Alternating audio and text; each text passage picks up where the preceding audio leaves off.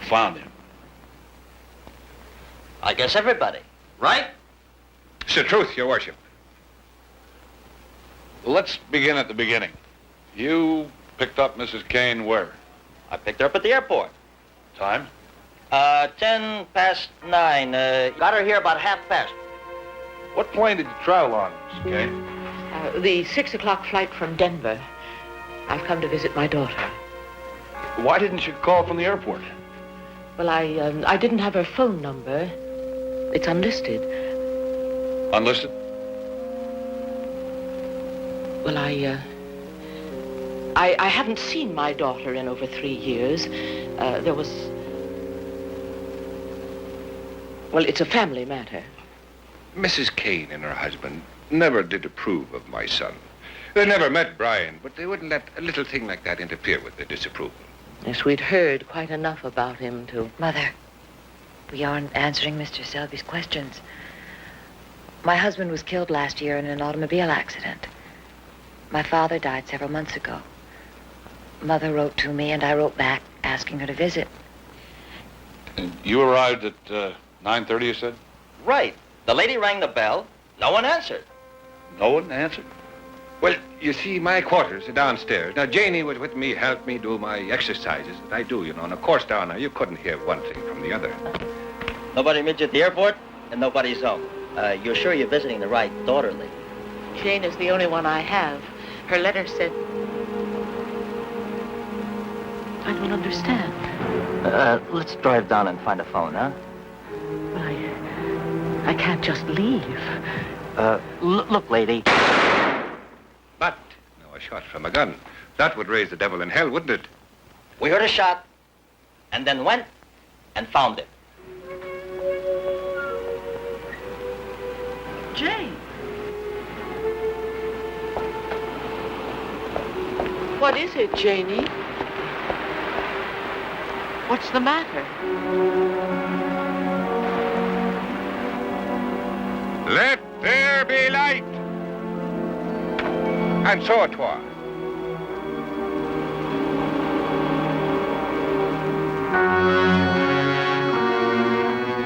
Then we telephoned the sheriff, and we waited for you right here. And you left things as they were? Oh, exactly. The body in the pool and the gun on the decking. Gun? What gun?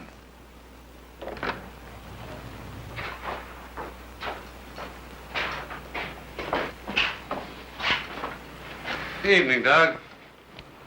What have you got for me? Rex is out at the pool, Harry. He'll show you. Good. Selby.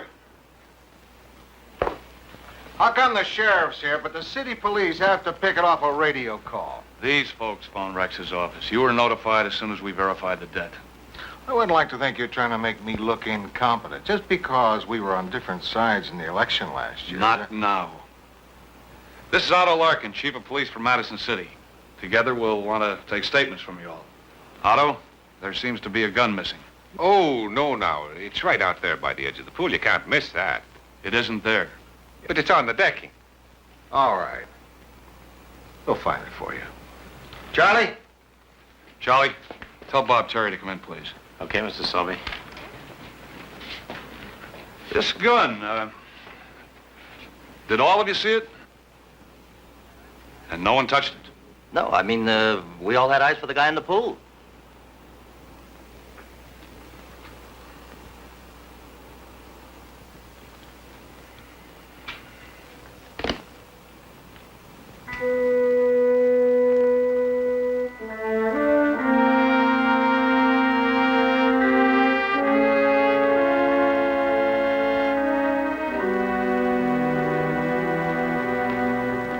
You look too neat to pack carelessly. Who put this in the suitcase? Bob? Mr. Selby? Plastic bag. Tell Otto he can stop looking for the gun and go over the house. Yes, sir. You don't mind if we take your fingerprints, if only to clear you should we find any on the gun. Oh, but they do mind. Unless you have a specific person in mind and evidence and would care to make a charge. Thanks for coming. Mr. Selby, this is our attorney, Mr. A.B. Carr. I believe you've heard of him. Yes, I have. You represent the entire family? Oh, yes. And none of them has anything further to say to you this evening. Unless, of course, they're general statements or possibly evidentiary. But personalized statements in answer to questions that may indicate suspicion. No. I think you'll understand my position, Counselor.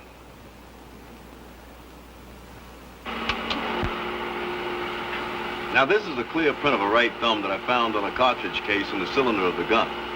It was probably left by whoever loaded the gun. Does it match any print on those glasses we borrowed from the Antrim home last night? No. I sent the thumbprint into L.A. along with the serial number on the gun. If they have nothing, they'll check the FBI for us. Any line on the victim's ID? Nothing. We're checking, but he's John Doe for now. Yeah. He's right here. Harry Marshall. Morning, Harry. What do you got? 2 bullets. Both smack center in the heart. Or either one of them could have done the dirty work. Different calibers, 2 guns. That's Bob Terry's department. I'm not finished here. What time did he die? Despite the legends, an autopsy won't give you any better than a few hours' guess. All I can tell you is that he was already dead when he went into the pool. No water in the lungs. Which bullet killed him? The one that went in first. Harry, which one went in first? I can't tell you. Only that the second bullet was fired so close and aimed so carefully that it ended the same wound made by the first one. But the angle was slightly off, so we have 2 wound tracks. Not that that helps your problem. It sure doesn't. Any murder weapon I bring into court now would be discredited by a defense attorney. Unless I can prove which bullet was fired first.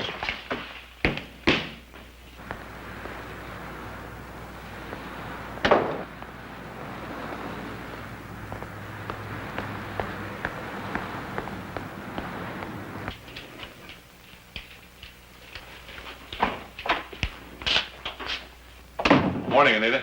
Good morning, Mr. Selby. Calls and mail on your desk. And Mr. Poland here has been waiting since I opened the office.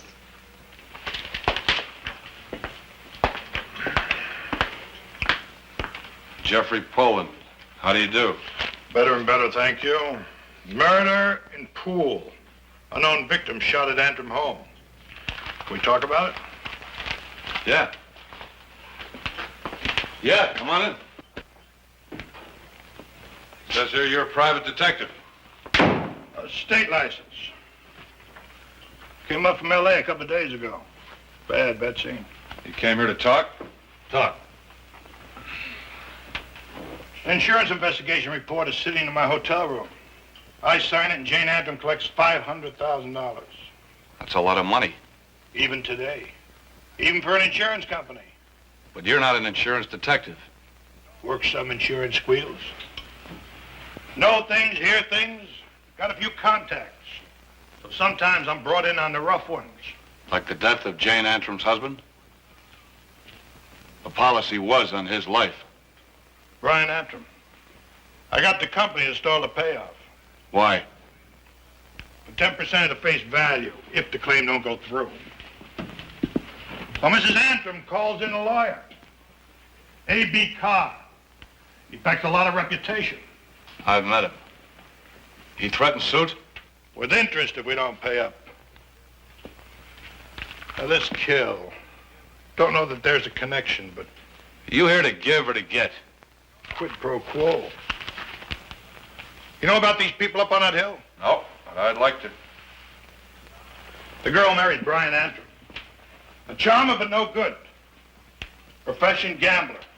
And doing fine. So they're married a while. Things start breaking bad. He loses heavy. He and a little lady start to fight a lot. His old man drops into L.A. and moves in with him. All this in 1 year? Right. So one night, the three of them go to dinner at the beach. The men drink. Too much. She and Brian start to fight about who drives. He drives off with his old man, leaves her in the parking lot. Coming through Topanga Canyon, the car goes over the edge.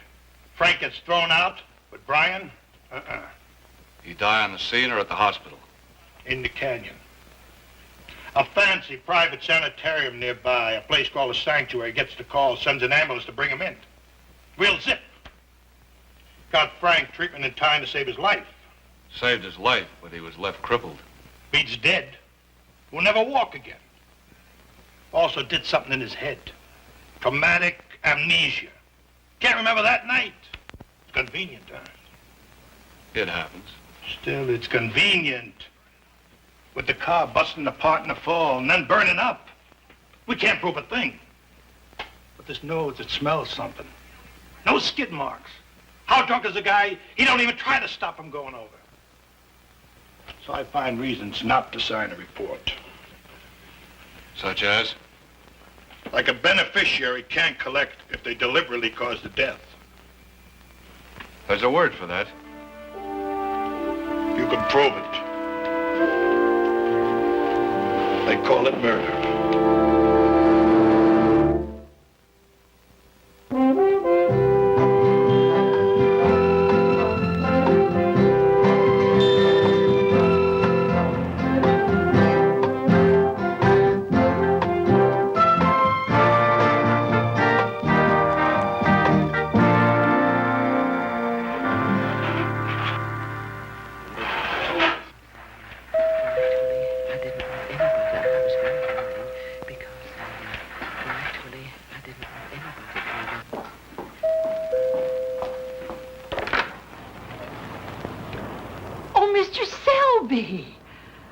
Well, you look just like your posters. I voted for you, you know. Thank you. May I come in? Of course. Mr. Frank's downstairs in his room with Mrs. Antrim's mother and that lawyer. Thank you. Were you off last night, Miss... Ellen Sachs. Oh, Lordy, I'm off every night. I don't live in, Mr. Selby. I just come in to clean 3 times a week. Well, a house this big, you must have your hands full. That's a fact. Take a body and a half full time to do all this right. But that Mrs. Antrim, she don't want even half a body around. Secrets. Well, most people do like their privacy. Sure. Mrs. Antrim wants things kept private, all right. The way she keeps Mr. Frank downstairs, like it was a dungeon. Why would she do that? Between you and me and the fence posts are things she doesn't want Mr. Frank talking about, things he might remember. And if he starts to, oh, Lordy, I'm afraid for him. Hey! Who's that phantom lover you're talking to, Eleanor? It's me again, Mr. Antrim. Doug Selby. May I come down? Well, if you can tear yourself away from that beauty, you're a better man than I am. Thanks, Owen.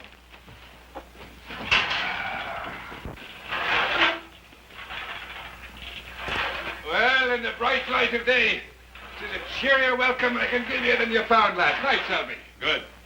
I'm glad you're here, Mr. Carr. There's some questions I'd like to ask Mrs. Kane. Coincidentally, Mrs. Kane and I were just on our way to see you. I wonder if we had the same thing in mind.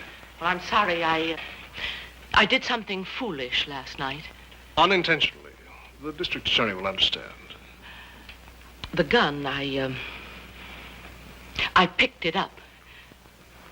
Well, I was afraid to have it lying there untended. Mrs. Kane worried, and rightly, that the killer might return and use it again. Tell him what you thought. Well, I was afraid that you might misunderstand, so I wanted Mr. Carr to return the gun and explain. But you, sir, were too astute to have discovered it yourself. There now, no one's the worse for it. You understand the gravity of tampering with a murder weapon? Was it a murder weapon? You can't be sure, I've heard. What's the charge for firing a bullet into a dead man, Mr. Selby? A felony, tampering with evidence of murder, aiding and abetting. You're not a man to trade small jokes. Not about murder, no. Mrs. Kane, were you afraid the gun might implicate your daughter? That question, Counselor, indicates that you've now ceased a general investigation and are aiming specific questions at a specific suspect. I shall therefore advise Mrs. Kane not to answer. The cut and the thrust, the flash of steel in the words. Tell me, have either of you drawn blood yet? There'll be no blood unless we uncap our foils in a courtroom, eh? If it comes to that. I understand you have trouble remembering things since your accident. Well, it's only about that night. There's nothing I remember of that. About all I know of it today is that my son Brian is no more and that I got wheels for legs. We'll soon have the insurance. That'll be some compensation. Do you think so now? and how much for a man like Brian? They tell me I've got wit, but I'm just a ghost to him. Why, that man would walk into the room and the light would... It sprayed out before him. Women took him for a darling, and men for a man. Oh, he was flawed. But then that just made him more of a human being, didn't it? Of all the people in the world that I've known, I love Brian best. I'm sorry. Was he your only child? There was none other. But then I'm spreading the pall over our, and Brian would be the last for that. I'm leaving, and you must have other business, shall we? If anything occurs to you, Miss Kane, would you please call me? I'm sorry I made your job harder. Well, thank you. All right, let's climb up out of the pit. I'll race you to the top of the mountain.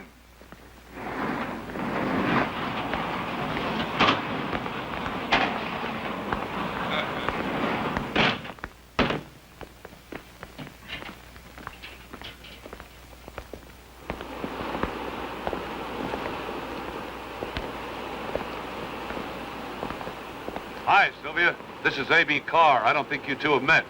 Miss Martin is a reporter for the Madison Times. Charming. Mr. Carr, wouldn't you like to talk your clients into a first-class interview with the press? But, my dear, that would be too dull, even for sleepy little Madison. Well, perhaps you tell us what made you decide to move to sleepy little Madison. Well, we all need a quiet place after the daily wars, and Madison is so close to Los Angeles that they'll grow together anyway. You mean that Los Angeles, the monster that's going to swallow the world? Well, it will be one city, Los Angeles to San Diego. Ask Selby. The administration his group replaced represented the early reaching tentacles of megalopolis. Well, we did beat them. Yes, but for how long? And do you really want to stop the advance of the 20th century? Do I have to take it all? Or can I take the best parts of it, blend it with the best parts of the old? Oh, it's a package deal. Bad comes with the good. People live better and longer these days. A little pollution isn't too high a price to pay for that. A little pollution? All you take out of life are its values, leaving nothing but corruption. No thanks. The quality of my life is at least as important as its length. I apologize for patronizing you to this moment. Miss Martin.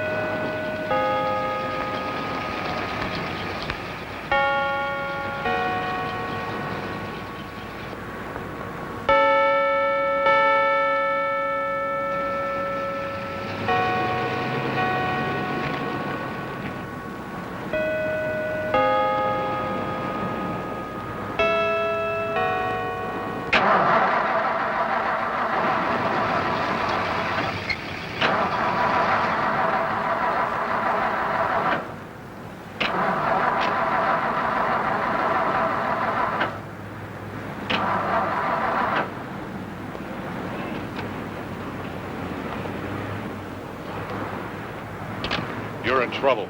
The car, I mean. I suppose I should play coy and say, what else could you mean? Matter of fact, I just came from your house. Now, could be blocked fuel line or the carburetor.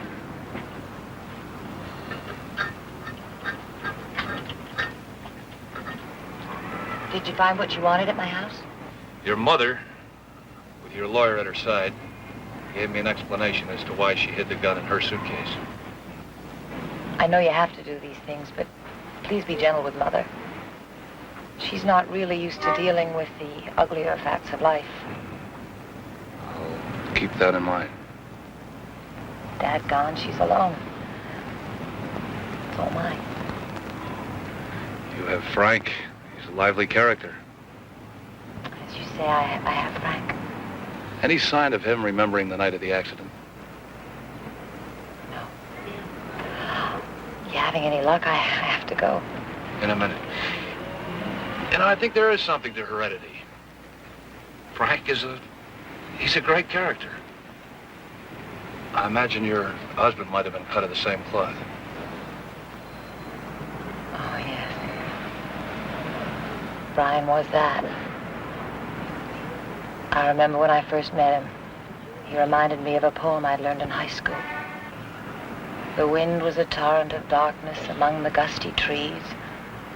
The moon was a ghostly galleon tossed upon cloudy seas. The road was a ribbon of moonlight over the purple moor, and the highwayman came riding. The highwayman came riding up to the old inn door.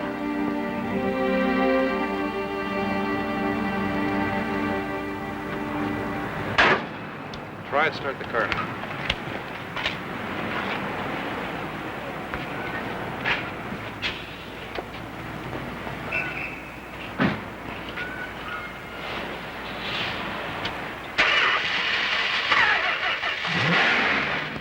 Thanks. Drop this thing off in the garage and have that carburetor cleaned. Oh, well, that'll have to be next week. I really... Who's that?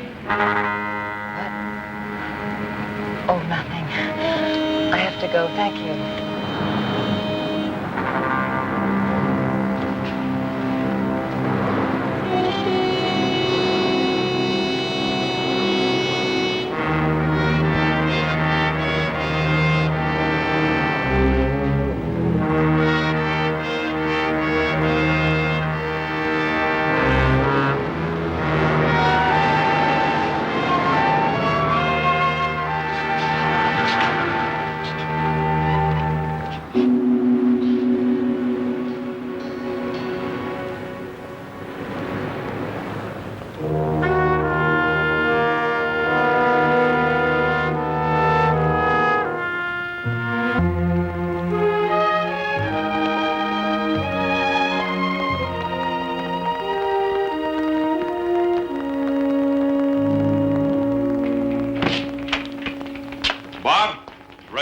He went to pick up the package L.A. sent us.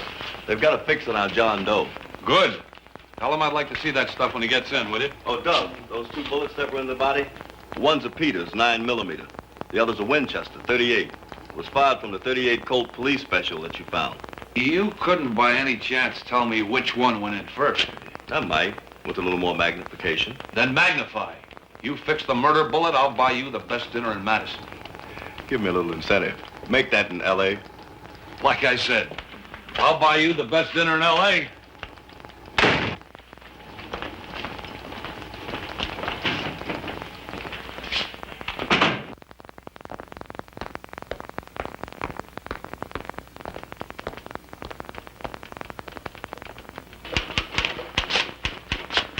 You still here? Where would I go? Do yourself any good with that stuff I gave you? What you gave me were suspicions. Nobody ever confessed on just talk. You got anything, Anita? Just some letters for your signature. I'll put them on your desk. Thanks. Here. Why don't you go home? If anything comes up in your line, I'll call you. Got nothing else to do.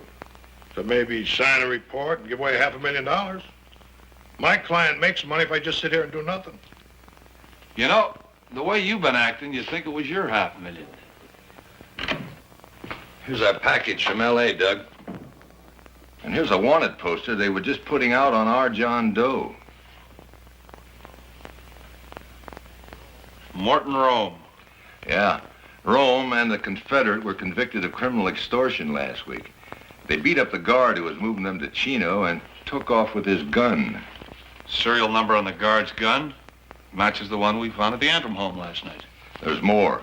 The thumbprint on this fella, Rome's accomplice, matches the one Bob found on the cartridge case. Pete Cardiff. Rex, this guy was standing outside this building not 10 minutes ago. I'll get out an APB fast. Hold it! Quid pro quo, fellas. I told you about that sanitarium.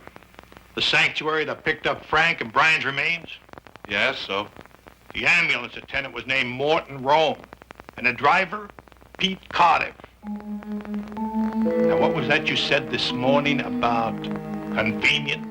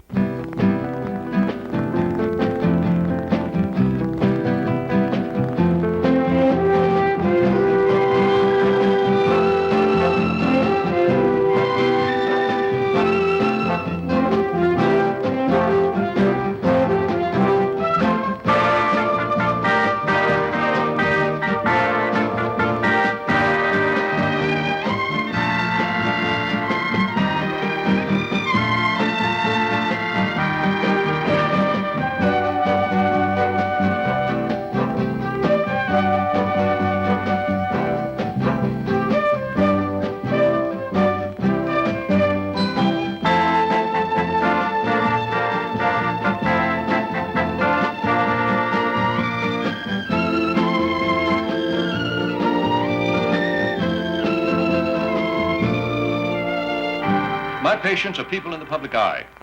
They have personal, medical, and psychological problems. They must have their privacy. Dr. Garnett, an informal talk is the best way to ensure that. Why did you fire Morton Rome? He was convicted of extortion. Did that tie into the sanctuary? I can look it up. He, along with his buddy, one Pete Cardiff, he overheard a patient rambling under anesthetic. It had nothing to do with your case. Oh, then tell me about the Antrums. Which one, Brian? Nothing we could do for him. Frank, we saved his life. And that's absolutely all I have to say to you. What were the extent of his injuries? Would you like it better if I subpoenaed your records?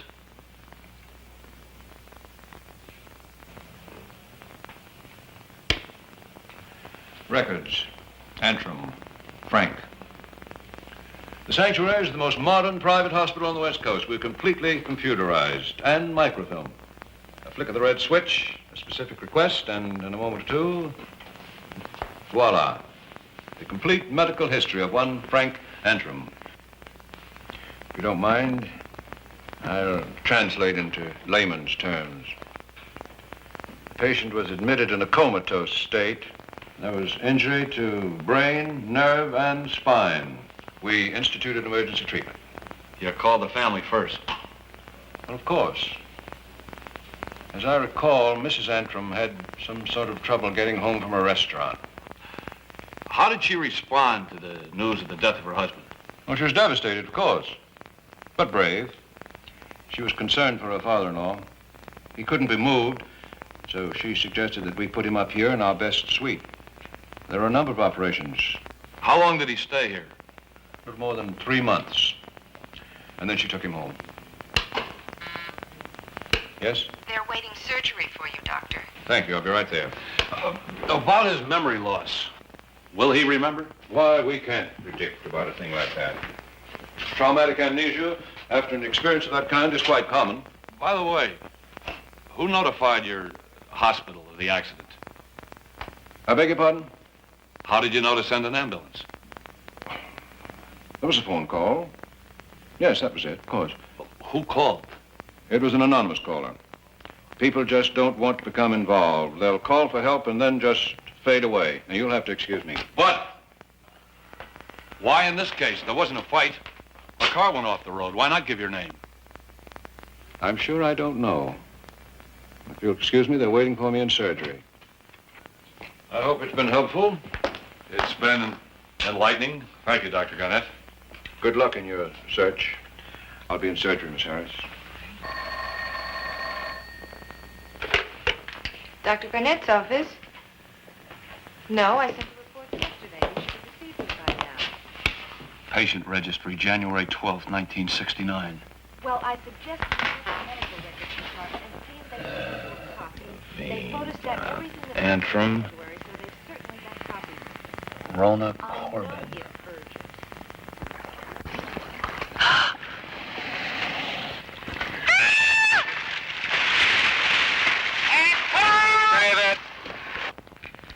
That's a print.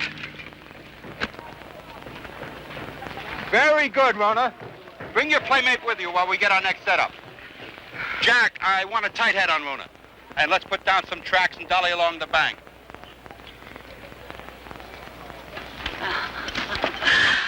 Aren't you a dear to wait for me?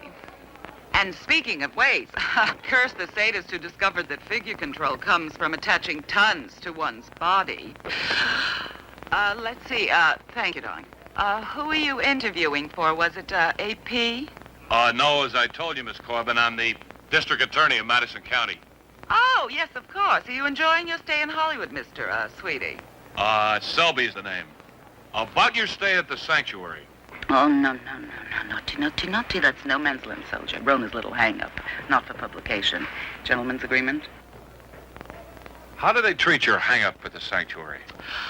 Don't be silly now. Honestly, Rona does not have a drinking problem. People just like to talk. Gossip. Well, let's not talk about Rona then. Oh, but I'm fascinating, really. You are at that, Miss Corbin. But there's a man named Antrim. What's that fink got to do with anything? Good question. I don't know anything about the lousy crook. It's been years since I've even seen dear old Bry, really. Right. Brian? Oh, where did you last see him? Oh, it was ever so long ago. You heard about his death? Long past due, sonny boy. Tragic, though. Any man's death diminishes me because I'm involved in mankind. You know where I got that? John Dunn. And you said it in one of your pictures.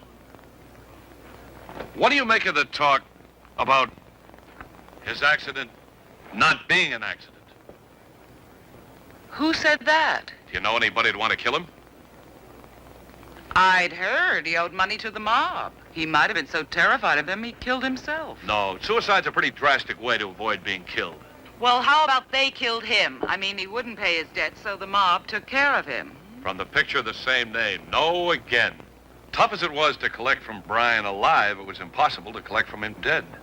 You got any other notions? Yeah, Buster Brown. You better go home now. Oh, I'm sorry if I've upset you. It's Frank Antrim I want to talk about. Who is Frank Antrim? Brian's father.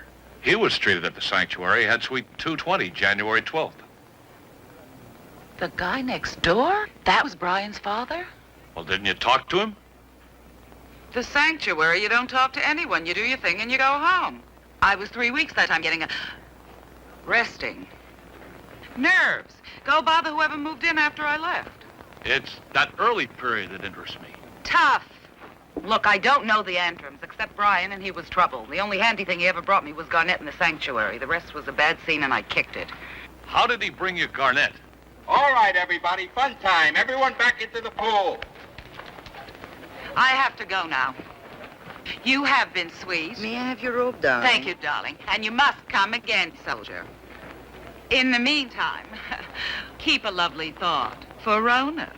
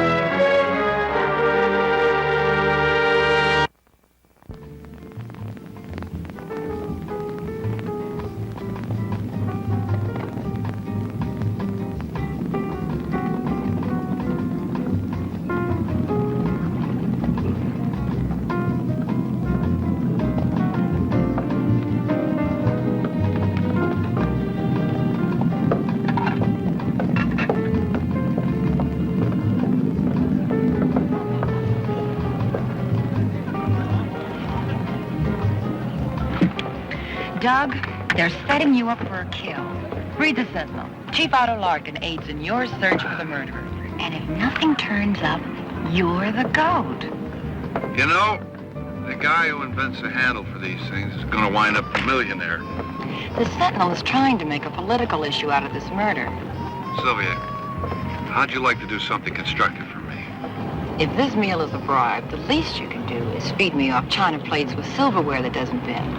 There is some information that an enterprising reporter could dig out of her newspaper's morgue. Could she now? About Rona Corrigan. The movie star? I want to find out about her spending time at the sanctuary. Also, anything connecting her to Brian Antrim. Now that could be a story. Look, I gotta get back. You enjoy your lunch. Oh, darn it. You'd better get over to the police station, Mr. Selby. Captain Larkin has a prisoner. He's posing for pictures for the Sentinel to show how he caught the man you're looking for.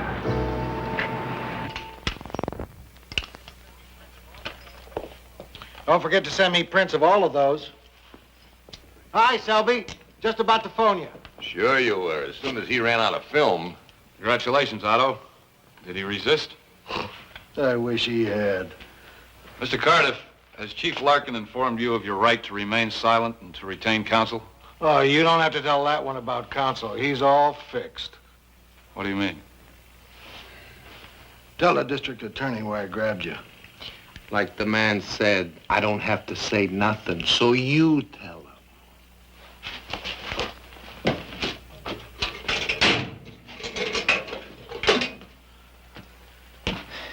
I busted into the home of that lawyer, A.B. Carr, and pulled this one out from under a bed.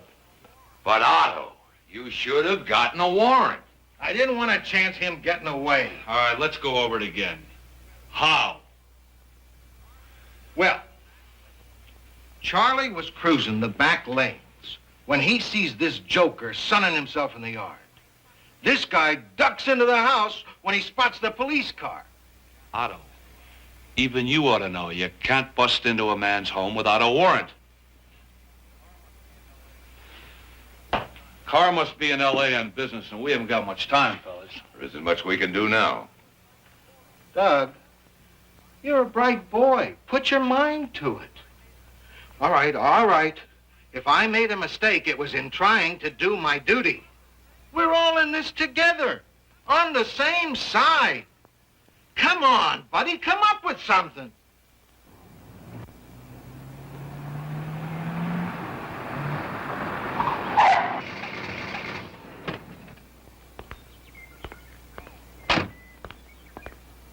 Go!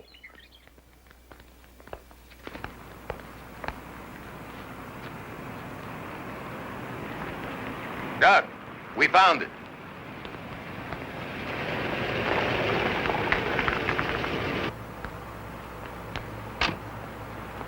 Card diffused.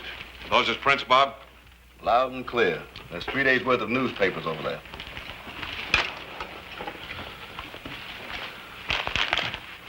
It's 3 days since the night of the murder.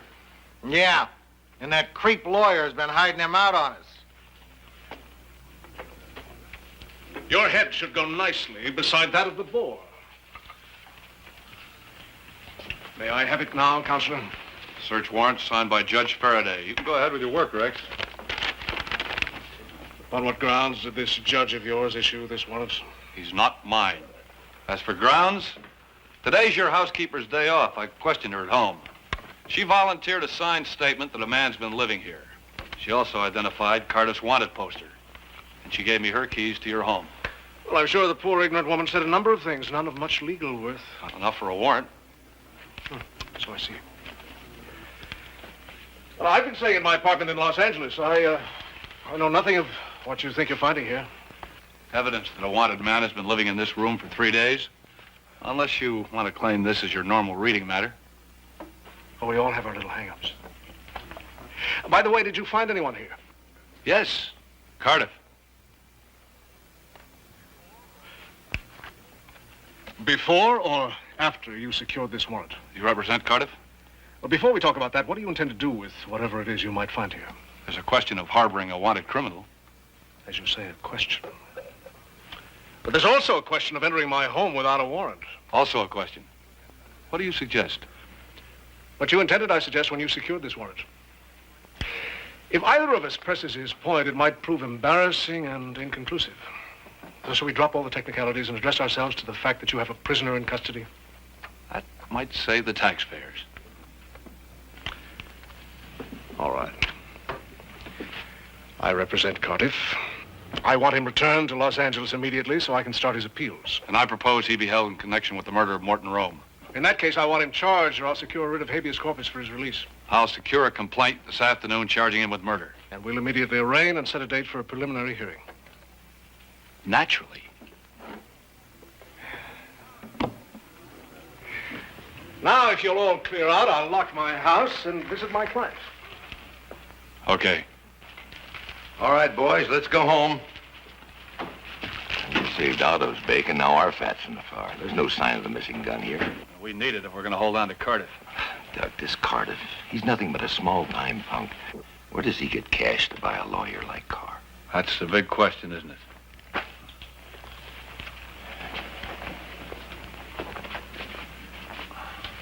No. Keep them. I wouldn't want your trip to have been for nothing, Counselor. It wasn't. So I broke into his house and hid out, waiting for Mr. Carr to come home. I wanted him to handle my appeal. I didn't have Mr. Carr's knowledge or his... Is the word you want consent? That's the word, consent. So you came to Madison only to find Mr. Carr? So help me God. Not to look up any member of the Antrim family? The what family? I see. You don't even remember a wrecked auto in Topanga Canyon? One man dead, the other badly injured? About a year ago. That one? Sure, it was some... Hey, Antrim. Don't tell me that family lives in this town. Hey, how's that for coincidence? Yes, how is it? Reasonable. What about your partner, Morton Rome? That's a crime what happened to Morse. Why don't you get the guy who hit him? I'm working on it. You don't know anything about it, right? On a button.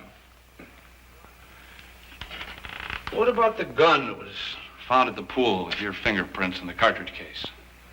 Sure, I checked the load once, but Mort carried the gun all the time. You never fired it. Now what? Unless you can prove that the gun you hold is the murder weapon, I advise my client to travel no further on this fishing expedition with you. Yeah. Send me back to L.A. so they can put me in jail to protect society. I'd like a few minutes with Mr. Cardiff now, if you don't mind. We're through. Guard. Miss Shelby. You think you'll have enough time to prepare for the hearing? 3 days? More than enough to assemble evidence of probable cause. Well, we shall see, Counselor. Good night. Good night.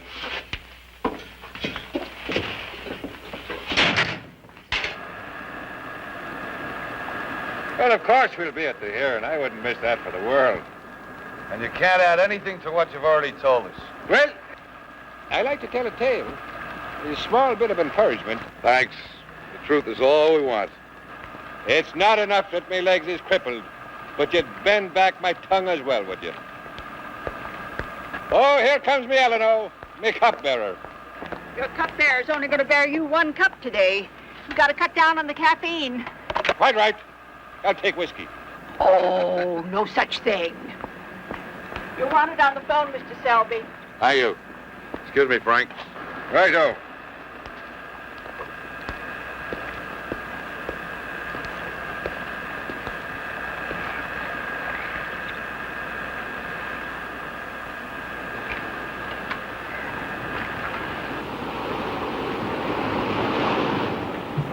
Where's the phone?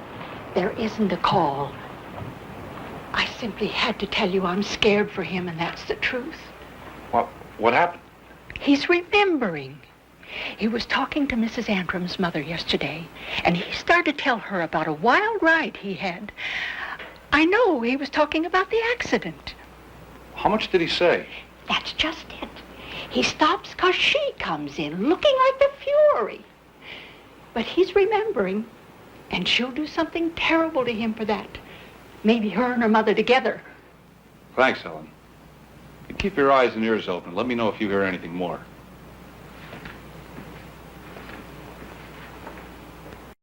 As long as you didn't see Cardiff here, you're of no use to me. Well, with a wee bit of a nudge, I could see even the fairies in the garden. We'll have to do without.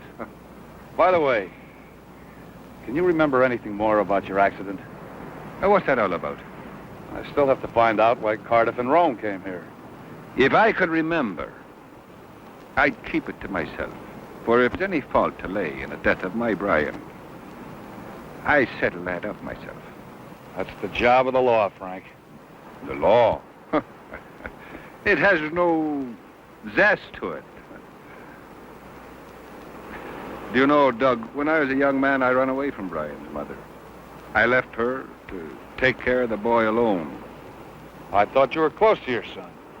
I was a stranger to him. I beat about the world hanging on to it with these fingernails of mine. But when I come back a derelict and a wreck, Brian, he just took me in and he gave to me life. Because without him, Frank Antrim would be dead. So you see, when I tell you that there's nothing in the world I wouldn't do for Brian, I tell you no lie.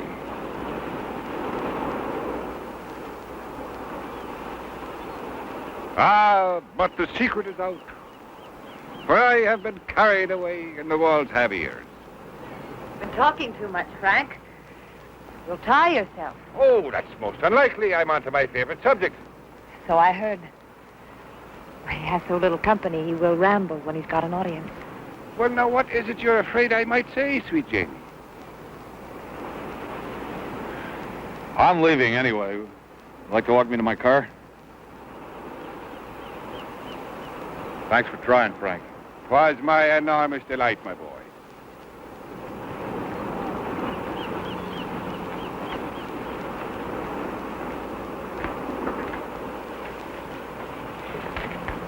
Jane, you realize you'll have to take the stand at the hearing. I got the subpoena.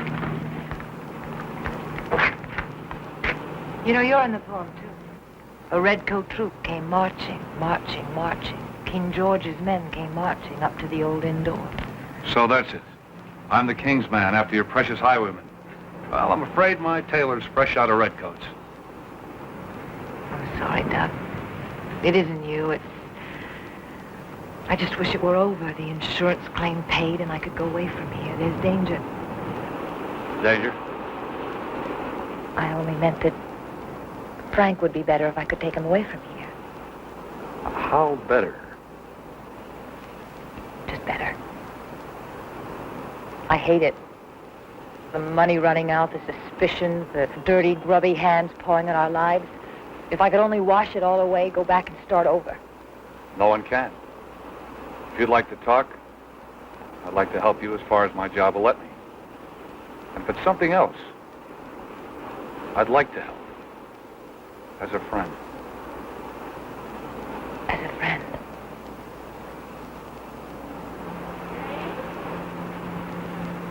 Where are you? Oh, hello, Mrs. Selby.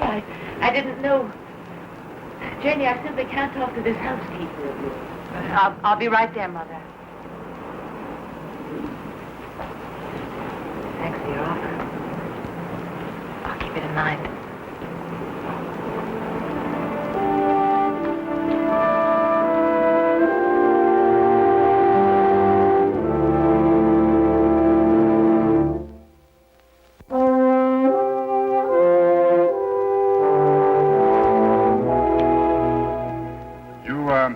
Ready for the people, Mr. Selby? Ready, Your Honor. Mr. Carr? Quite ready, Your Honor. Call your first witness, Mr. Selby. Bang. There's a shot. You heard only one shot? Right. So we go, the lady and me, and look. A fellow's in the pool, and he's dead. But you didn't see the shooting. No, I did not. We heard the shot, and Janie ran up the stairs. But it took me a bit longer, as you might imagine. Did you see him fall into the pool?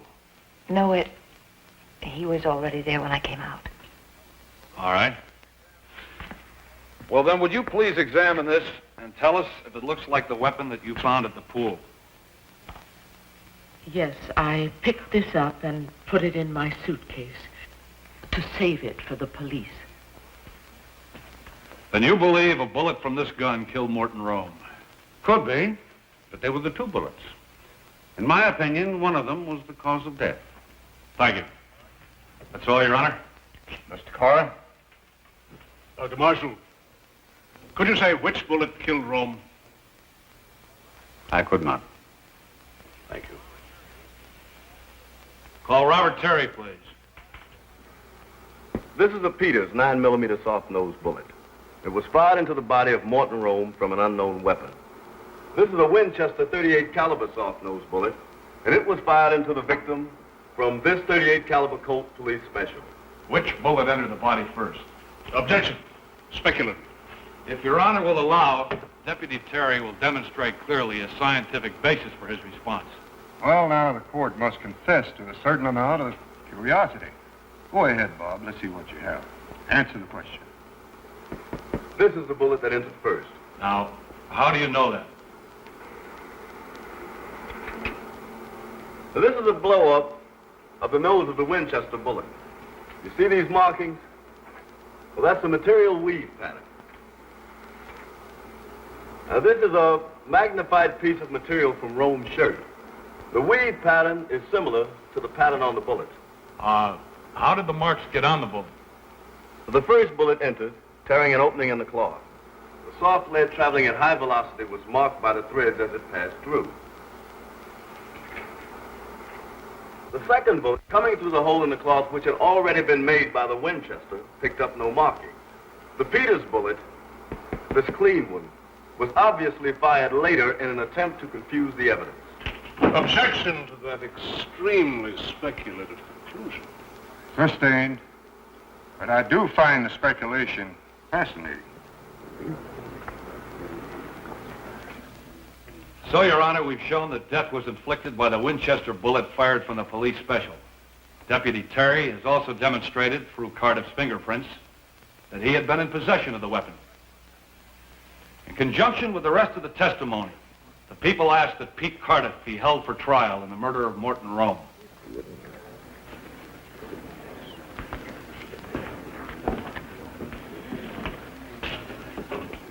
Granting the ingenuity of some of the forensic testimony, the logic is flawed. I would counter by stating that the first bullet was the Peters, fired into the victim while he was dressing, and thus shirtless. The murderer finished dressing his victim, and then fired the Winchester bullet into him. If this is true, then the state has yet to find the murder weapon.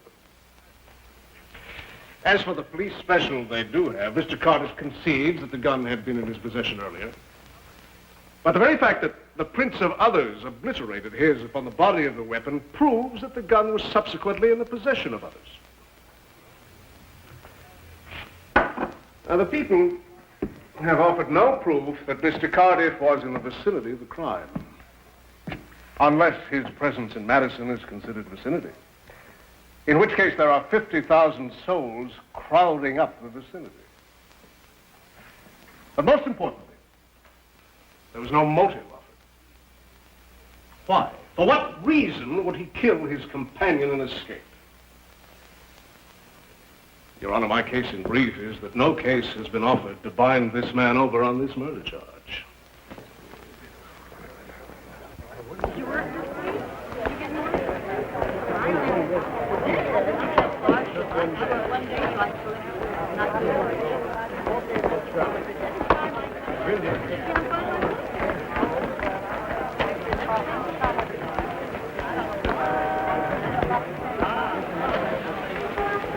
You blew it.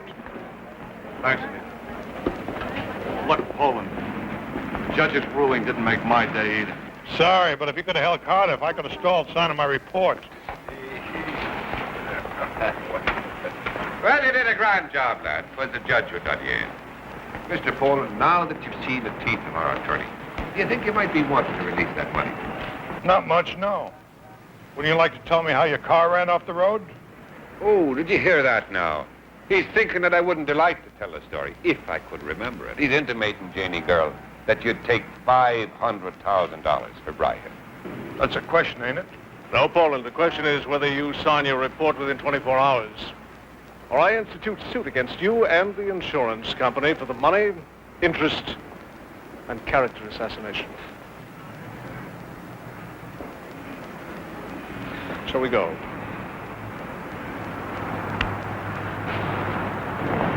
Better luck next time, Councilman. Mr. Carr, a couple of pictures, please. I'm gonna bring that girl down yet. Or that phony lawyer, so help me. Easy, Poland. Don't you turn this into a personal vendetta. The hell you say?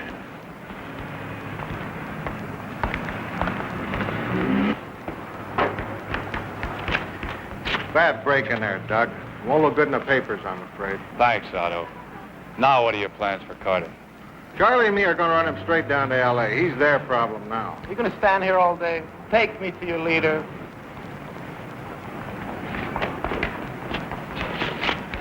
Sorry, Doug.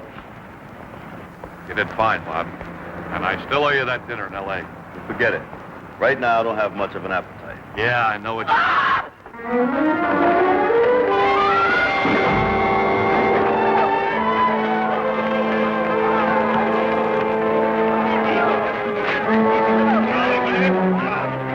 Who did that?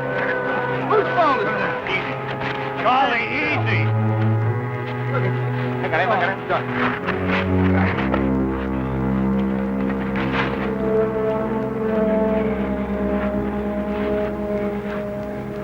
Are you okay, Frank? I'm all right. I'm all right. But what the devil happened? Well, I don't know. The chair just seemed to twist away. Didn't you feel it, Janie? Well, it must have caused me. Yeah, right on my foot. Somebody is going to get sued. Otto, get him out of here. Come on, you can cry tomorrow. All right. Out of the way. Well, seems to be no harm done. If you'll excuse me, I'll say goodbye. Let me help you to your car. No, thanks. It's at the garage fixing that carburetor. We'll take a cab.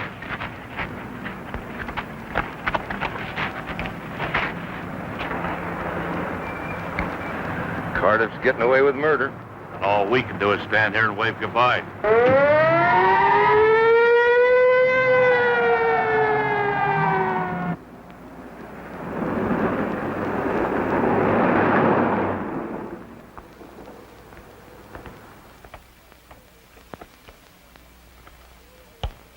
Come on, Brodsky, open it.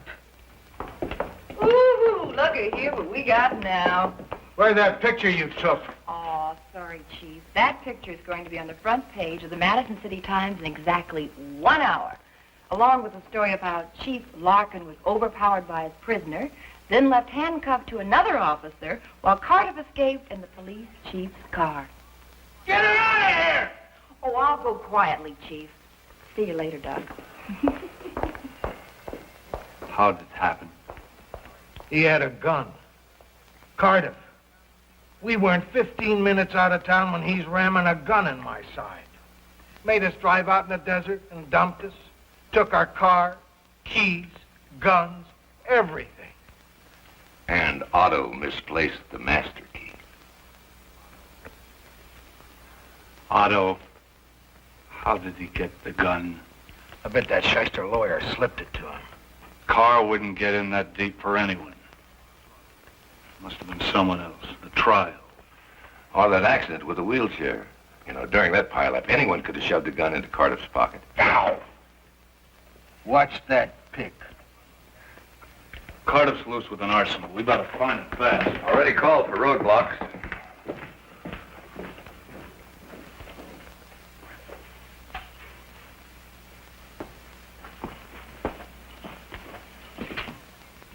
It's happened. She wouldn't let me close up without seeing you. I'll close up. Good night, Anita. Don't you keep him too long. He has a life to live too, you know.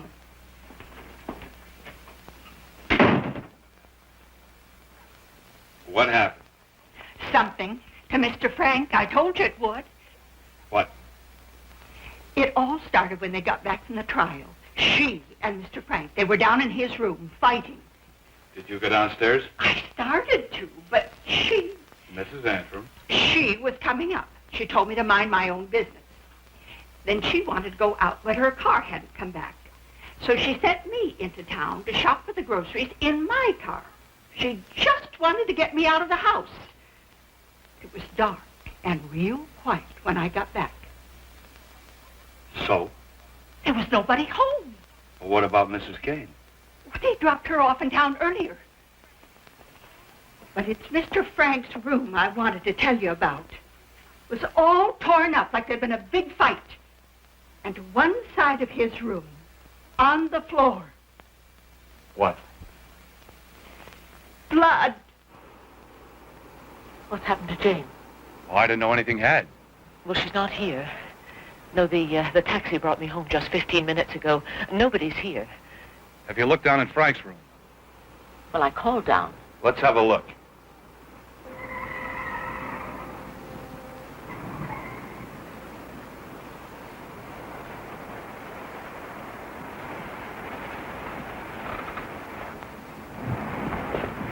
Jane? Janie, are you all right? Why shouldn't I be? Where have you been? When the mechanic returned my car, I just went out for a drive. Why? Where's Frank? In his room, I guess. No, he doesn't answer. Oh, well, he must be sleeping. Well, I put the car away.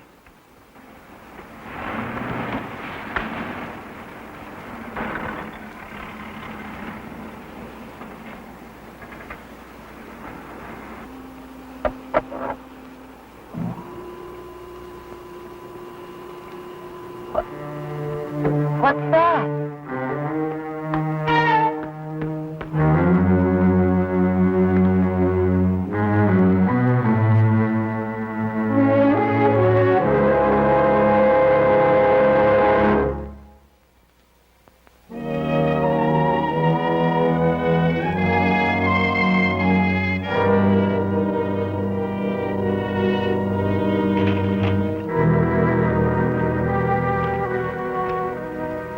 What do you got, Robert? I don't know how I missed it before, but this looks like a dried blood stain. Someone must have fought a war in here. Well, if you find out anything about where Frank's gone, sing out. With Chief Larkin's auto in the garage, it's a sure bet Cardiff had something to do with it. Then where is Cardiff? Mr. Selby? The sheriff wants you. Down at the edge of the cliff.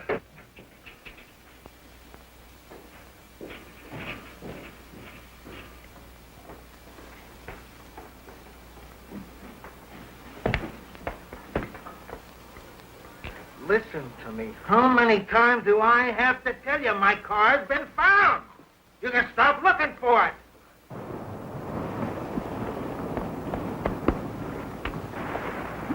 Rex! He's dead! Get some ropes down on a stretcher before the tide comes in. Rex! Is that Frank's body? No, it's the private detective, Jeff Bowen.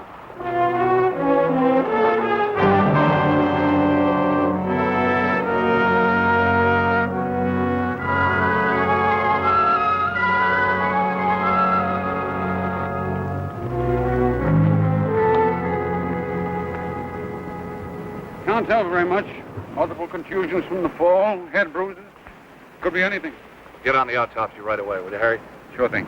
Doug, maybe Poland came to make Frank remember.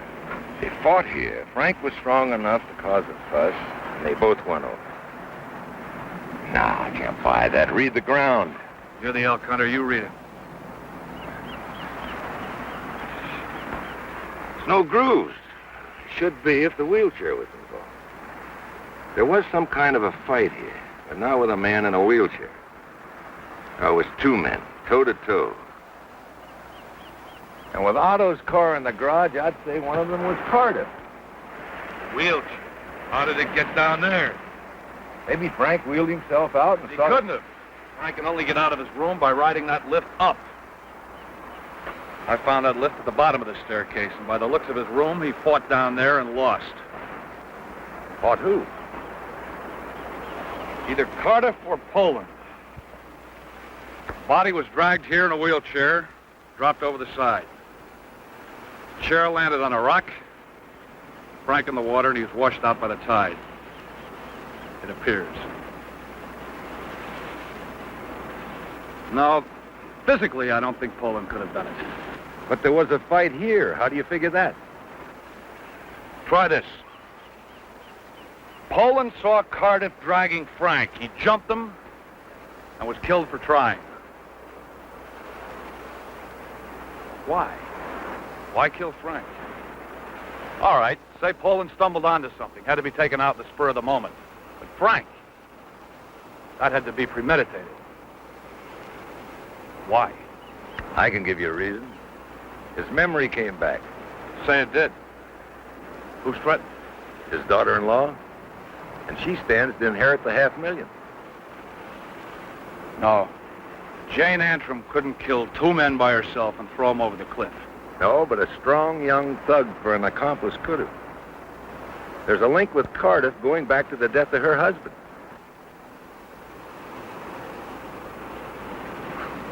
Rex, we could stand here all day and try to figure out who did what and why. And... Come on, let's try to find something concrete.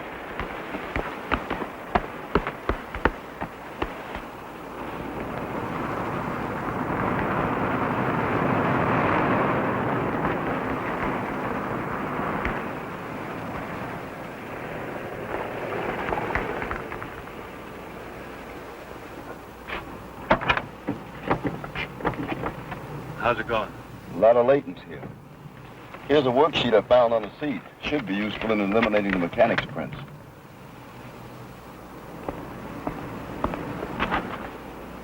I've been expecting you. A lawyer's work is never done. Mrs. Antrim phoned. Naturally, she's very upset. I have a doctor coming. He'll want her to go to bed at once. Sedated. You are sure she wouldn't want to help us find out what happened to her father-in-law first? I assure you, if she had any information, she'd give it to you. She's inside waiting for you. God!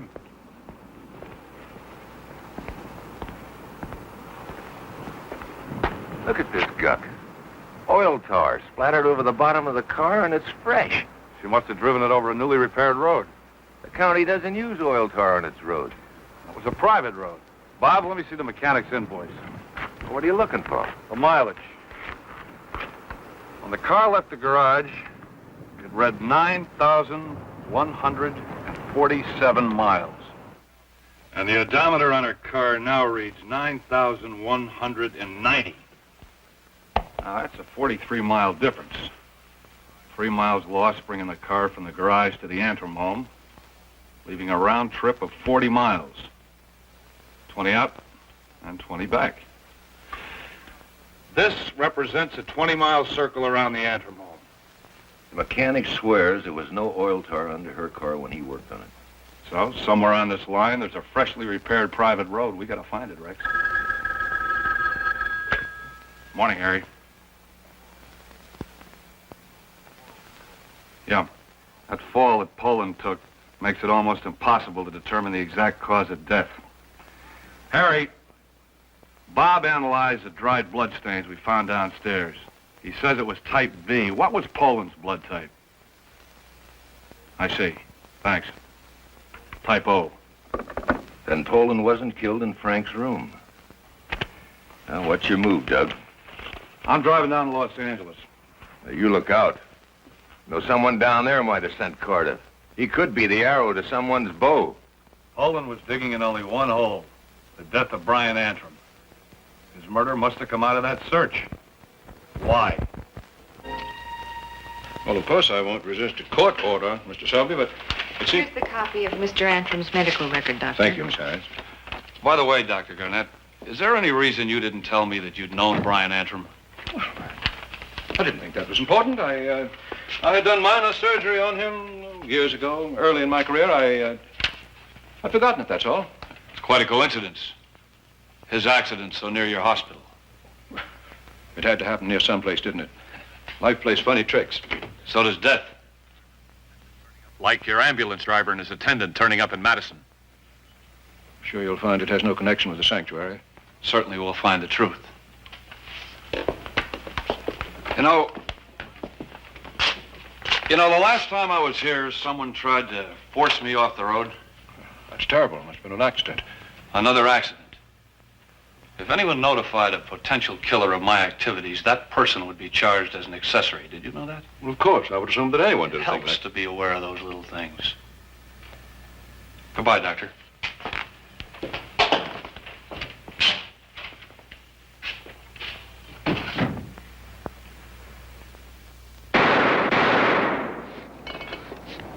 And cut! Sprint! Look! Really, darling? Now, Rona, you're beautiful, darling, and you have no idea how good that's going to look in a tight close-up. Now, please, Rona. Oh. Yeah. Oh.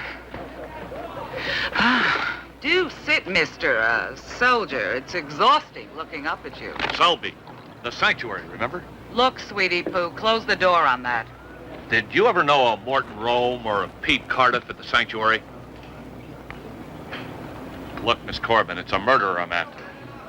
Won't you help? In a word, no. Bye. What are you doing? Don't do that. Please don't. Don't.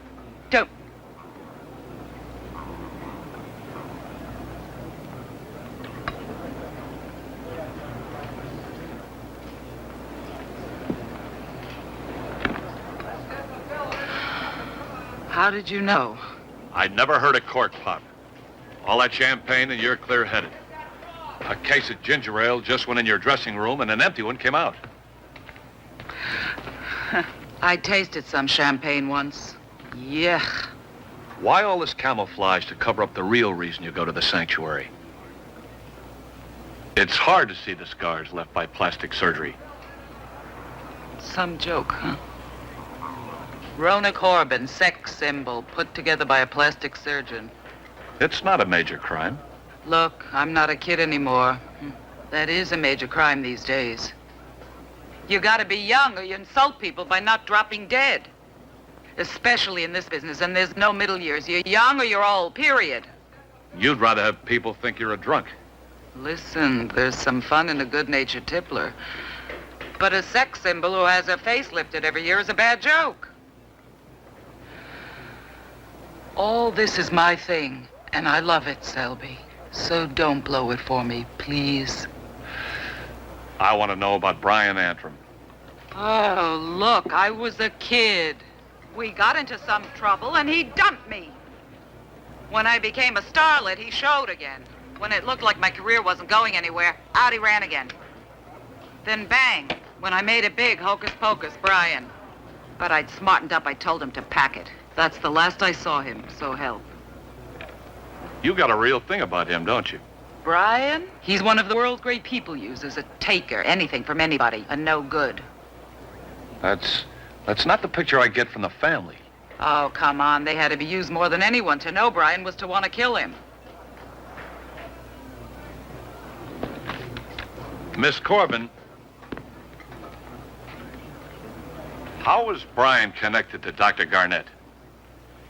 Years back when Garnett was trying to raise money to open the sanctuary, I think Brian brought him some gamblers looking for a straight investment. You never saw Frank Antrim at the sanctuary?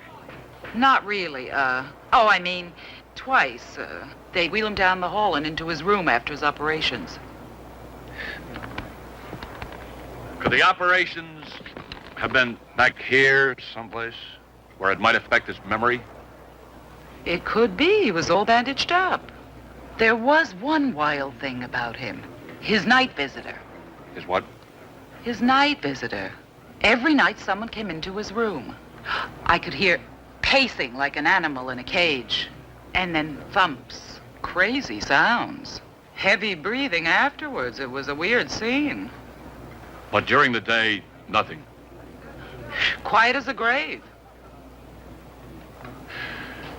Don't worry about your thing. It's a secret.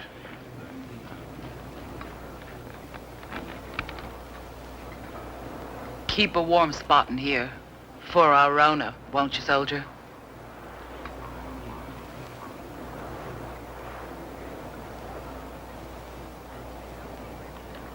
That's so you don't go away with the notion that Rona's only a figment of Dr. Garnett's imagination.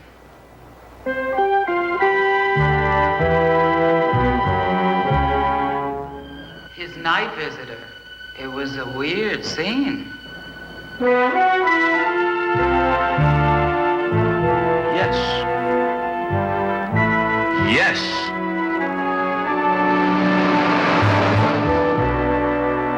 Rona's only a figment of Dr. Garnett's imagination.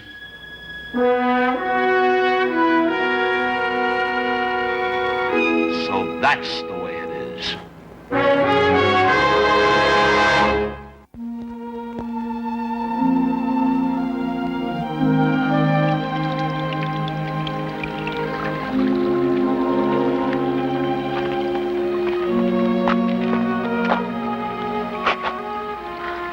Look at the moon. It's lovely tonight. It's your talisman, the moon. It brought you your highwayman, didn't it? Then look for me by moonlight. Watch for me by moonlight. Come to me by moonlight. Though hell should bar the way. He won't, you know. Why do you say that? Because you're probably going to jail for... No, Doug, don't say a thing like that. And I must warn you not to say anything to me without your lawyer present. Do you understand that? Yes. But why are you here? Because I want you to know that you won't be able to hide behind what you think I feel. Then you do feel something. As I do. Something. But not as much as you wanted me to. 3 men have been murdered here. And you helped. Not true. Morton Rome died first, downstairs. There was a fight over Rome's gun. It fired.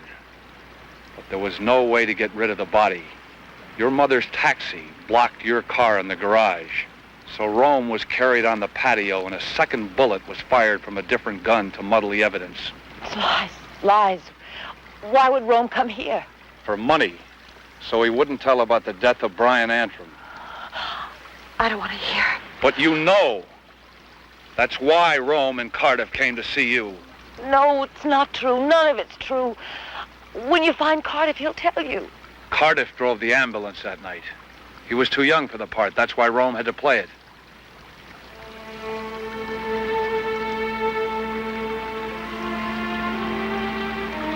I didn't want to. I couldn't help myself. He was too strong for me.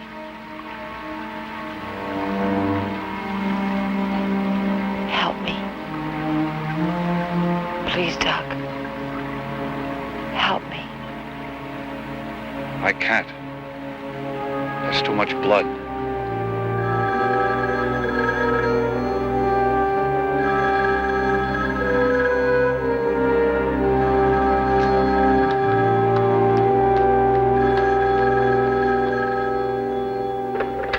Selby,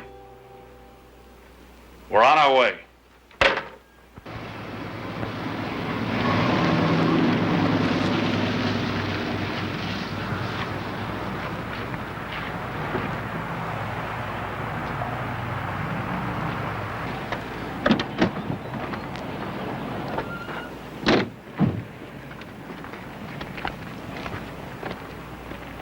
That tarred road is smack in the circle you drew on the map.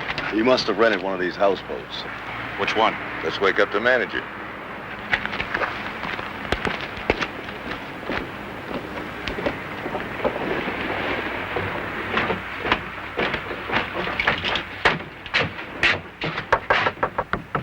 Still that 9mm pistol we're looking for. What do you want? You rented a houseboat in the last day or so. Louder, speak up, will you? What boats have you rented in the last 2 days? What's that? Who are you? Which houseboat did you rent?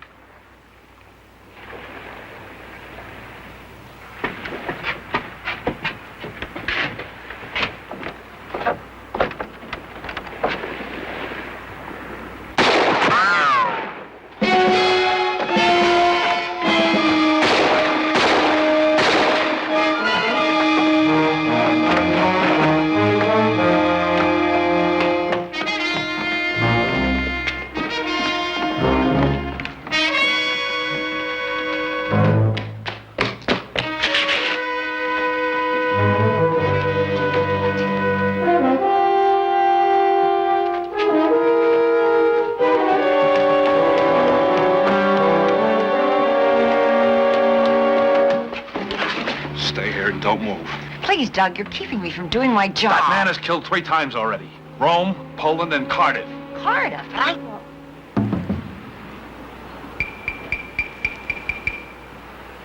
Don't move.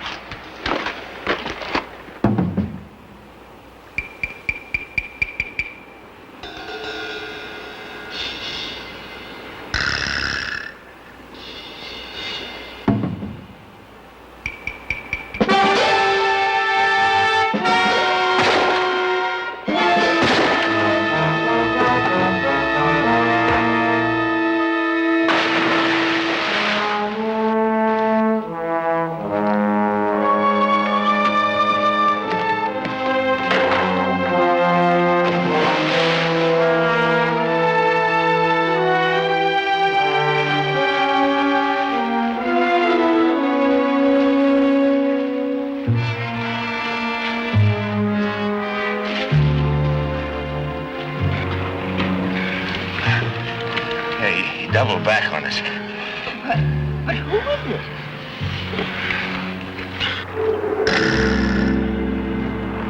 Frank Antrim.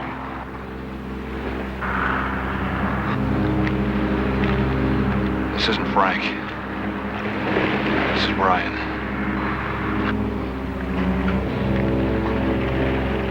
But how? Why? He told me why one day at lunch. Because he loved Brian Antrim above all men. There was nothing he wouldn't do for him.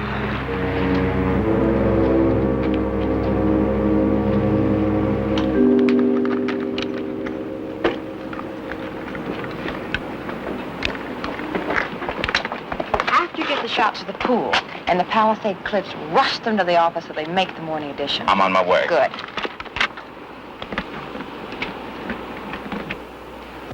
Tom, check all your men and keep them posted around the house until we take them out.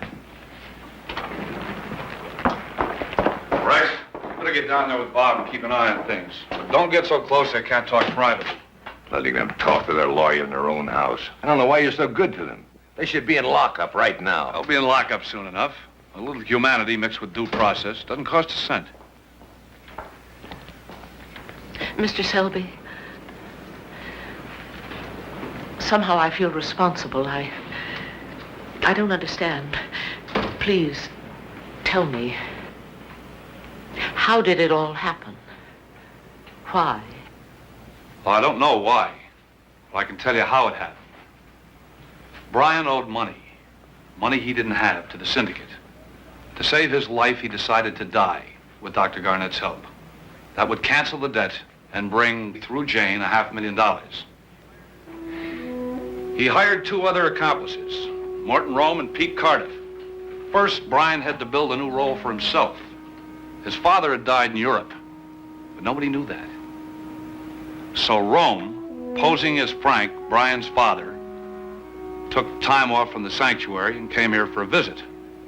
The night of the accident, your daughter, her husband Brian, with Rome posing as Frank, Brian's father, went out and put on their drunk act in front of the restaurant. Then Rome and Brian drove to meet Cardiff, waiting with the ambulance at a dangerous curve in a canyon road. Dr. Garnett had taken a dying derelict into the sanctuary. His body was in the ambulance. They transferred the derelict's body into Brian's car. Then, setting fire to it, they made sure it'd be totally burned before pushing it over.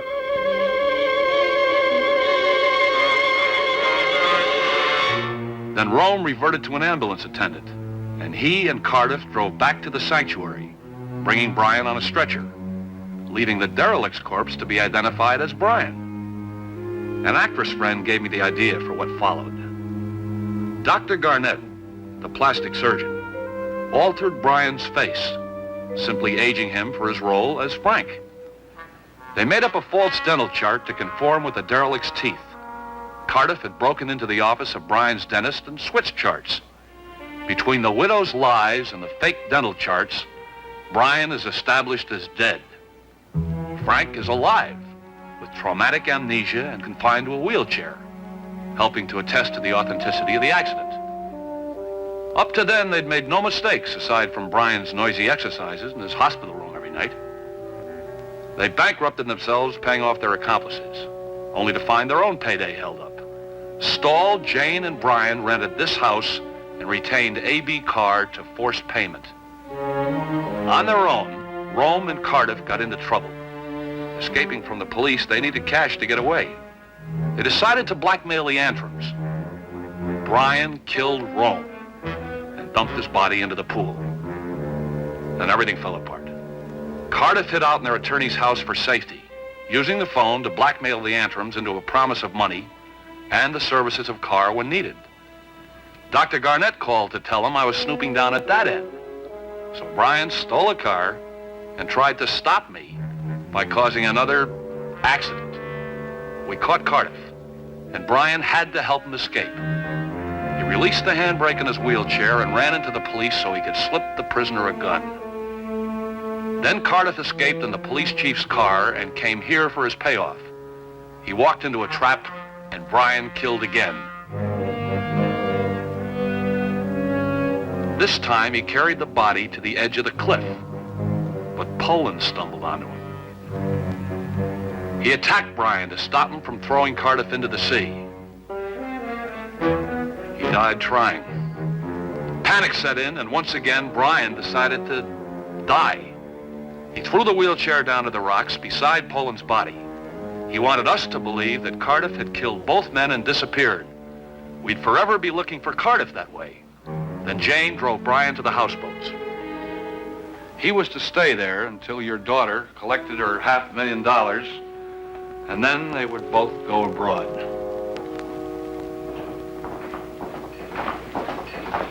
I used to take those stairs back there 3 at a time when there was nobody around to watch me. Thank you for freeing my legs. But you've bound my wrists with the rest of me to follow, eh? Well, man can't win 'em all, can he? Oh, Janie, if only I hadn't tried to see you. If only I hadn't come that night. I'll drink to that. If your damn taxi hadn't blocked my way out of the garage, we'd be dancing in the clouds on a Paris flight right now. Don't talk to her like that. Oh, let's not have a falling out at this stage. Love. And don't use the word love to me. Oh, I did love you. And because of that, I did things that I can't bear thinking about. But love isn't a thing that you feel. It's a tool you use to get money. A weapon with which to kill people.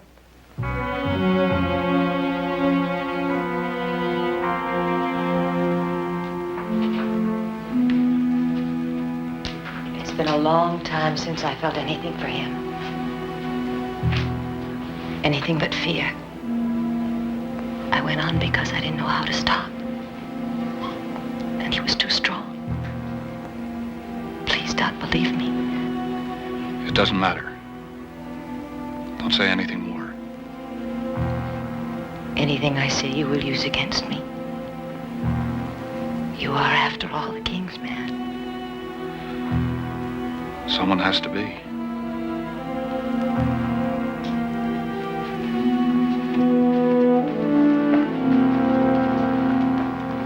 I confess I'm not looking forward to going into a courtroom on this one. Would you consider a deal on a plea? Let's leave that to the court, shall we, Counselor? Besides, there are some things about your part in all this we want to talk about. Talk. Certainly, any time. I know you're much too wise to say things you couldn't prove. Well, as the saying goes, see you in court.